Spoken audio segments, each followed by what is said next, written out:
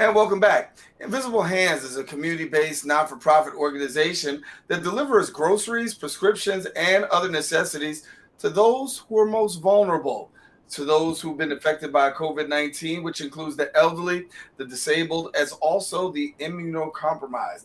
The organization also continues to connect vetted and trained volunteers with their recipients following the CDC guidelines in order to keep their community safe, also while social distancing.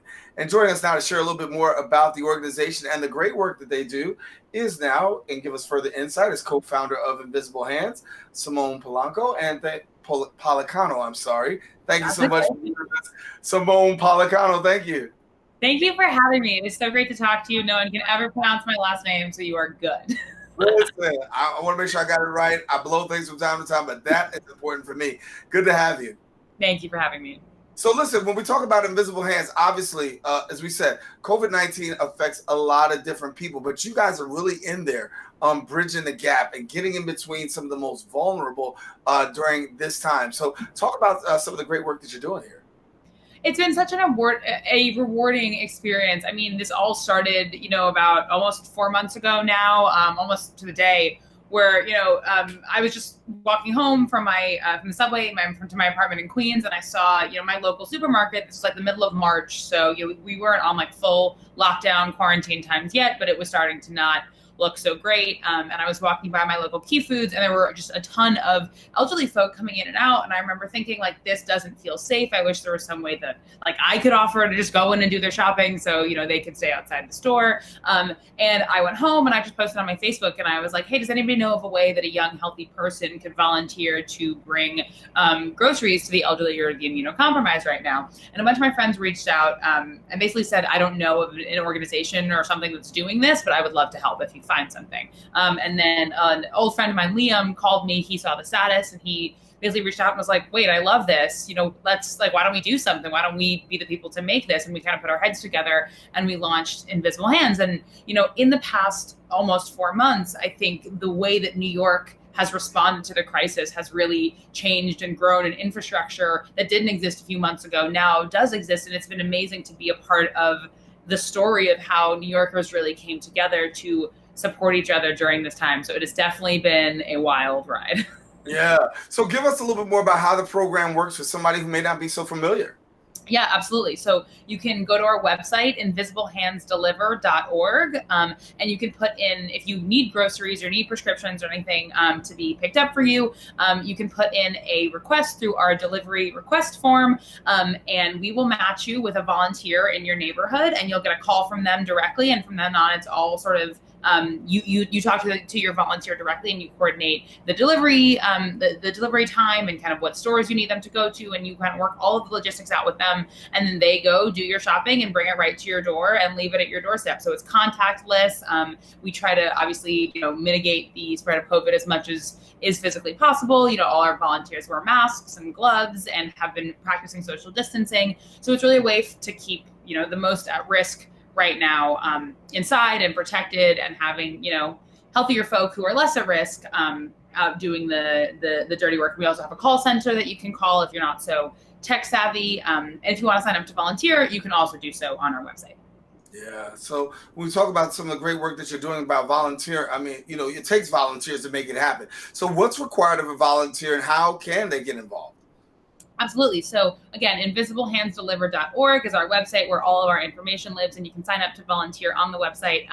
We have raised over 10,000 volunteers, which is such like an amazing sort of miraculous thing. And I think, something that people may not think about is that it takes around 3 volunteers to make a delivery happen. You have the call center volunteer who answers the phone. You have the volunteer working on our matching team, matching recipients with volunteers. And then you have the delivery runner who's out on the streets doing, the grocery shopping.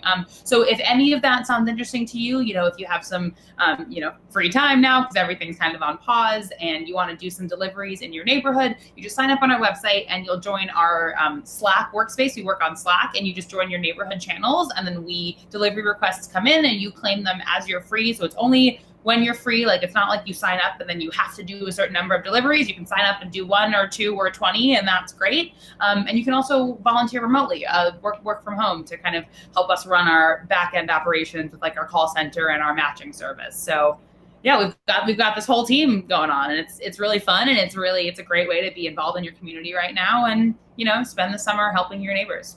Well, when we talk about the work that you've done, over $1 million in food, medicine, and other necessities have been given out across New York City, Long Island, as well as Westchester, New York, and Philadelphia, and New Jersey, I should say. And so talk to us a little bit about this situation right here. More particularly here in New York, there is a hunger crisis, and we're talking about that today on the show as well. The hunger crisis in New York.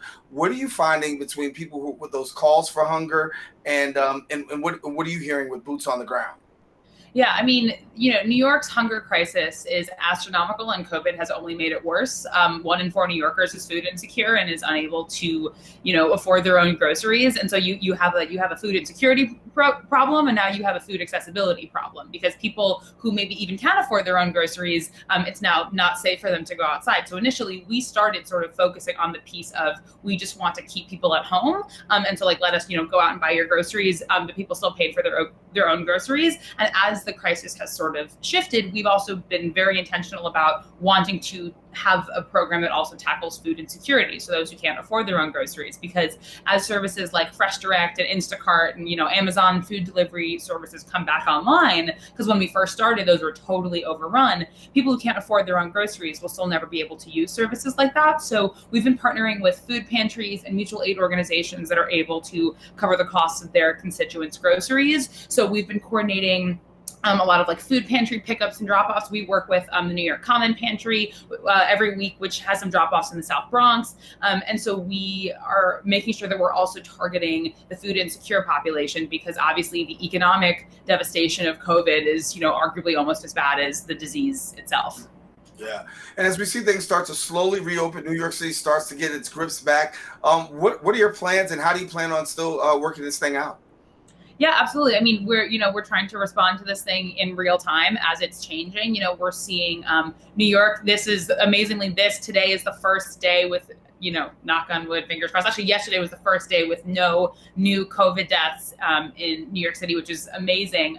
But so, other places in the country aren't looking so amazing right now. So we are, talking to some folks in other cities who might want to start up an Invisible Hands chapter in their city that needs a little bit more help right now. But in terms of New York, we're really focusing and prioritizing this food insecurity piece, because again, as everything opens up, as I said, people who aren't able to afford their own groceries are still not going to be able to have access to food, and it's part of like just such a larger New York hunger and poverty crisis. So as we are partnering with food pantries and mutual aid organizations, that is kind of where I think the bread and butter of what Invisible Hands is going to be. I mean, we're 4 months old, so we're still figuring it out, but that is, I think long term, even as COVID passes on and passes through, that is never going to be that is the constant problem that's going to need help. And there is a lot of food in New York, and there's a lot of people that need food. And then there's this problem of getting that food to those people. And that's where we found we have the manpower and are able to help provide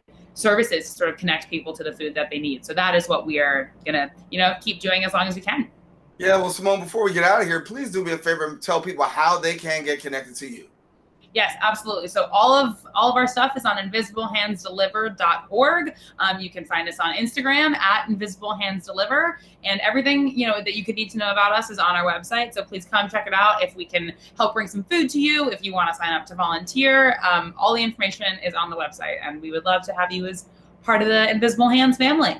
All righty, Simone Policano, we got to leave it there. Thank you so much for the great work that you're doing in helping not just New York, New Jersey, you got Westchester, you got Pennsylvania, Philadelphia. Oh man, thanks so much for the great work you're doing. Thank you so much for having me. All righty, Simone Policano, our guest here on Open. We want you to stay with us. We do have more show. We're coming right back right after this.